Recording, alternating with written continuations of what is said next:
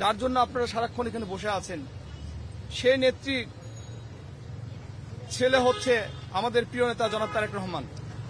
উনি এদেশে আসবেন ইনশাল্লাহ, আশা করছি এই বিজয়ের মাসেই ইনশাল্লাহ বাংলাদেশে আসবেন। তিন চেয়ারম্যানের আশা নিয়ে নানা ধরনের কথাবার্তা আমরা শুনছি। আপনি একেবারে কাছে থাকেন, তার সাথে সরাসরি যোগাযোগ কিংবা বিভিন্ন কাজে দেশের বাইরেও যান এবং তার পারিবারিকভাবে আপনি তার সাথে দেখুন, যদি একটু বলেন যে আসলেই মানে সংকট কোথায়?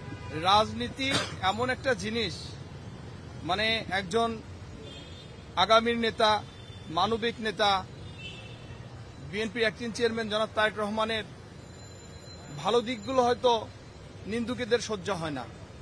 নিন্দুকেরা এ ধরনের কথা বলবেই। আমাদের প্রিয় নেতা জনাব তারেক রহমান নিন্দুকদের এই কথাগুলো আসলে পাত্তা দেন না। উনি ওনার প্রিয় জন্মভূমিতে ফিরবে, বিজয় বেশি ফিরবেন, এটাই স্বাভাবিক। কারণ এই দেশটা স্বাধীন, এই দেশটা ওনার হাতেই শোভা পায়। ওনার বাবা ছিল স্বাধীনতার ঘোষক, ওনার মা ছিল তিনবারের প্রধানমন্ত্রী। যার জন্য আপনারা সারাক্ষণ এখানে বসে আছেন, সেই নেত্রীর ছেলে হচ্ছে আমাদের প্রিয় নেতা জনাব তারেক রহমান। উনি এদেশে আসবেন ইনশাল্লাহ, আশা করছি এই বিজয়ের মাসেই ইনশাল্লাহ বাংলাদেশে আসবেন।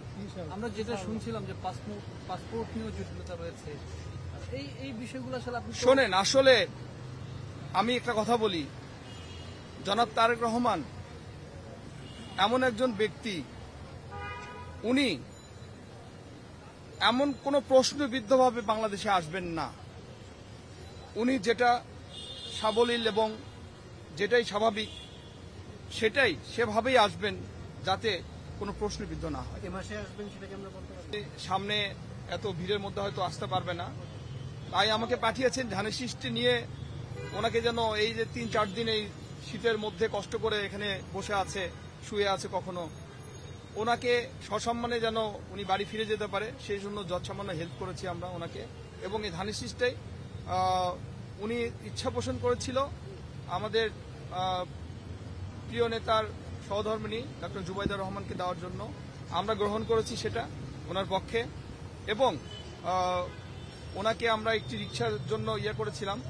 উনি বলেছেন যে অ্যাক্টিং চেয়ারম্যান জনাব তারেক রহমান দেশে ফেরার পরে ওনার হাতে সেটা উনি নেবেন। তা আমরা করেছি, ঠিক আছে, ওনার প্রায় ঠিক, এবং এইটা ওনার হাতে আমরা পৌঁছে দেব। এবং ডক্টর জুবাইদা রহমান বাসায় ফেরার পথে চেষ্টা করবেন ওনার সাথে একটু সাক্ষাতের, এটা বলেছেন। আমার কাছে তেমন আর কিছু বলার নেই, এই বলে আমি শেষ করছি।